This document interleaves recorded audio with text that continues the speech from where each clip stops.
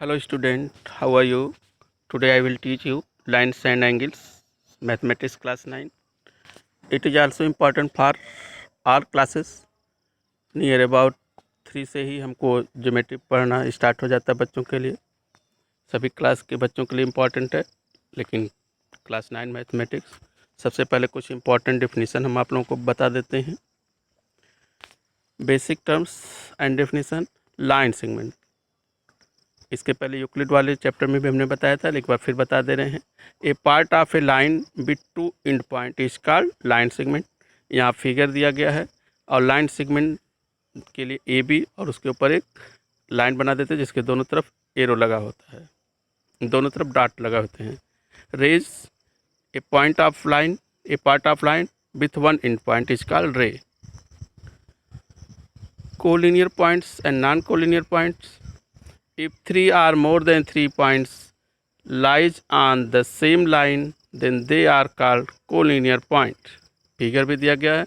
अगर 3 पॉइंट एक ही लाइन पे पड़ते हैं तो उसको कोलिनियर कहते हैं. If they are not lies on same line, then they are non collinear line. जैसे इस फिगर में ए बी सी एक लाइन पे नहीं आ रहे हैं तो ये नॉन कोलिनियर हैं. एंगल्स, चैप्टर का नाम है लाइंस एंड एंगल. काफ़ी इम्पॉर्टेंट चैप्टर है और काफ़ी सिंपल है, क्योंकि पहले से भी कुछ जानकारी आप लोगों को इसके बारे में है. क्लास 6, 7, 8 से ही एंगल पढ़ना शुरू हो जाता है. And angle is formed when two rays originated from the same end point. Figure भी दिया गया है. एक सेम पॉइंट से अगर दो रेज निकल रही हैं तो उनके बीच के झुकाव को एंगल कहते हैं. Angle A B C denoted by, इस तरह से डिनोट किया जाता है. और एंड पॉइंट बी को वर्टिक्स कहते हैं. और ए बी और बी सी आर्म है, तो वर्टिक्स जहाँ पे दो रेज मिलते हैं उसको वर्टिक्स कहते हैं और दोनों साइडों को आर्म कहते हैं. Types of angle. Acute angle के बारे में आपको पता होगा. And acute angle is angle which is less than 90 degree. Figure भी बना हुआ. 90 डिग्री से कम वाले एंगल को एक्यूट एंगल कहते हैं. उसी तरह से right angle. Right angle is angle which is equal to 90. अगर कोई एंगल 90 डिग्री के एग्जैक्ट है, एकदम इक्वल है 90 डिग्री, तो राइट एंगल कहते हैं. फिगर में आप देख सकते हैं. Obtuse angle. And obtuse angle is an angle which is more than 90 but less than 180. अगर कोई एंगल 90 डिग्री से अधिक है और 180 डिग्री से कम है, फॉर एग्जांपल 120 डिग्री कोई कह दे, तो obtuse angle. Straight angle. A straight angle is an angle which is equal to 180 degree. एकदम इक्वल 180 डिग्री वाले एंगल को स्ट्रेट एंगल कहते हैं, क्योंकि उससे एक स्ट्रेट लाइन बन जाता है. Reflex angles. A reflex angle is an angle which is more than 180 degree and less than 360 degree. अगर कोई एंगल 180 डिग्री से अधिक हो रहा है और 360 डिग्री से कम हो रहा है तो रिफ्लेक्स एंगल कहते हैं. यहाँ एक चीज़ आपको बता दें, फिर 360 से अगर अधिक एंगल है तो वो फिर हम उसको 360 से डिवाइड करके फिर इन चारों पार्ट में डिवाइड करेंगे. Complementary rays. Two angles whose sum is 90 degree are called complementary angle. अगर किसी दो एंगलों का सम 90 डिग्री है तो उसे कंप्लीमेंट्री एंगल कहते हैं. जैसे मान लो आपसे पूछा जाए what is the complementary angle of 10 degree, तो आप सीधे बोल दोगे 80 डिग्री, क्योंकि 80 और 10 जोड़ने पर 90 होता है. Simply supplementary angle.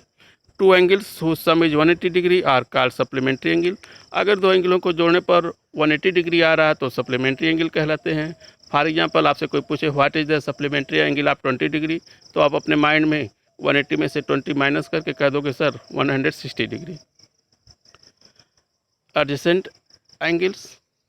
Two angles are adjacent if they have a common vertex, a common arms, and their non-common arms are different side of the common arms. यहाँ फिगर दिया हुआ है. उनका कॉमन पॉइंट एक हो, एक कॉमन आर्म हो और अदर दोनों आर्म डिफरेंट डायरेक्शन में हो. Vertically opposite angle. The vertically opposite angle formed when two lines intersect each other at a point. यहाँ पर दिखाया गया है जब दो लाइन कटती हैं तो चार एंगल बन जाते हैं, तो इनको वर्टिकली अपोजिट एंगल कहते हैं. दो लाइन वाले एक दूसरे के वर्टिकली अपोजिट हैं और सिंगल लाइन वाले एंगल एक दूसरे के वर्टिकली अपोजिट एंगल हैं, और आपको आगे अभी बताया जाएगा वर्टिकली अपोजिट एंगल इक्वल होते हैं। Intersecting line and non intersecting line. Line figure में दिया गया है, line P Q and R S are intersecting line because they are intersecting each other at O. उनका एक कॉमन पॉइंट ओ है जहां दोनों कट कर रहे हैं, तो इसलिए वो इंटरसेक्टिंग लाइन है। और सेकंड फिगर में ए बी और सी डी का कोई कॉमन पॉइंट नहीं है और एक दूसरे के पैरेलल दिख रहे हैं, तो पैरेलल लाइन कहलाते हैं। Pair of angles, linear pair of angles when the sum of two adjacent angle is 180 degree. अगर दो एडजेसेंट एंगल को जोड़ने 180 डिग्री मिल जा रहा है तो लीनियर पेयर एंगल कहलाते हैं। If a rays stand on a line then the sum of two adjacent angle is form 180 degree. अगर दो रेज मिलकर के एक लाइन बना ले रही हैं तो 180 डिग्री हो जाता है, उसको लीनियर पेयर ऑफ एंगल कहते हैं। यहाँ फिगर भी बना दिया गया है। If the sum of two adjacent angle is 180 degree then a rays stand on a line, जो अभी पीछे समझाया गया है। Property, if two line intersect each other then the vertically opposite angle are equal. Parallel lines and transversal, अगर किसी दो line को, दो नॉन पैरेलल लाइन को या पैरेलल लाइन को ही एक तीसरी लाइन कट कर रही है तो कट करने वाली लाइन को ट्रांसवर्सल लाइन कहते हैं। A line which intersect two or more lines at distinct point is called transversal. इसमें 8 एंगल बनते हैं।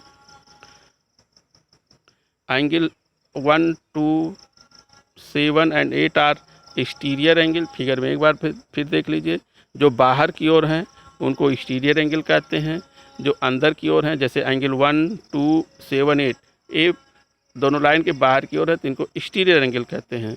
और एंगल 4, 3, 5, 6 ये दोनों लाइन के अंदर की ओर हैं तो उनको इंटीरियर एंगल कहते हैं। तो पहले 8 एंगल बने, 8 एंगल में 4 एक्सटीरियर हो गए, 4 इंटीरियर हो गए। एंगल 1, 5, 2, 6 आपको पोजीशन के अनुसार याद करना है बच्चों, नंबरिंग के अनुसार नहीं। करेस्पॉन्डिंग मतलब होता है सेम जगह, जो फिगर में सेम पोजीशन पर दिखाई पड़े वो करेस्पॉन्डिंग एंगल कहलाते हैं। फिगर से एक बार फिर आप देख लीजिए, एंगल 1 और 5, एंगल 1 और 5 दोनों कट वाले लाइन के कॉर्नर में एक ही साइड में है, तो करेस्पॉन्डिंग मतलब सेम प्लेस। तो जो एंगल सेम प्लेस पर दिखाई पड़ते हैं उसको करेस्पॉन्डिंग एंगल कहते हैं। अल्टरनेट इंटीरियर एंगल, अल्टरनेट मतलब होता है एक के अलग, तो इंटीरियर एंगल 4 हैं तो लाइन के एक के दूसरी तरफ वाले एंगल को अल्टरनेट इंटीरियर एंगल कहते हैं। जैसे फिगर में 4 और 6 अल्टरनेट इंटीरियर एंगल है और दूसरा सेट है 3 और 5 का।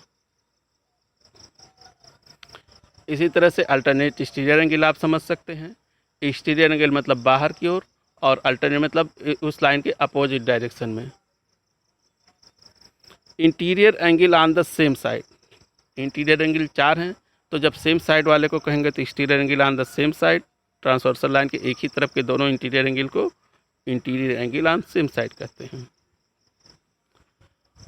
Relation between the angles when line M is parallel to line N and L if transversal.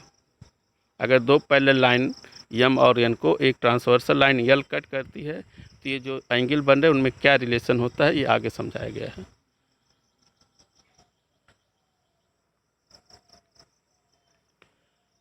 Transverse, if the transverse intersect two lines such that a pair of corresponding angles is called equal, then two lines parallel to each other।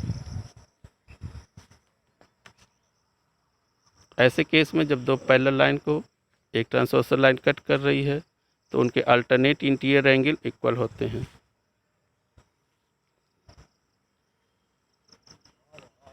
Transversal parallel line then each pair of interior angles on the same side is supplementary। अगर दो parallel line को एक line transverse कर रही, cut कर रही है तो एक तरफ के दोनों इंटीरियर एंगलों का सम 180 डिग्री होता है। इट मीन्स वो एक दूसरे के कम्प्लीमेंट्री होते हैं। फिगर से एक बार फिर समझ लीजिए आप लोग। If a transversal intersect two lines such that the pair of interior angle on the same side of the transversal is supplementary, then the two lines are parallel. यहाँ इस चीज़ को थ्योरम के रूप में भी यूज कर सकते हैं।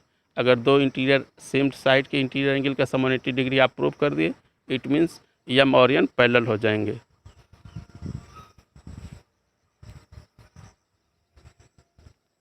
अगर line parallel to the same line, if two lines are parallel to the same line will be parallel to each other.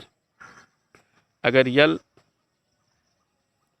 here line m parallel to L and line n parallel to L, m l के parallel है और n l के parallel है, it implies m parallel to n। Angle sum property of triangle आप बचपन से पढ़ते हैं कि ट्रायंगल के तीनों एंगलों का सम 180 डिग्री होता है।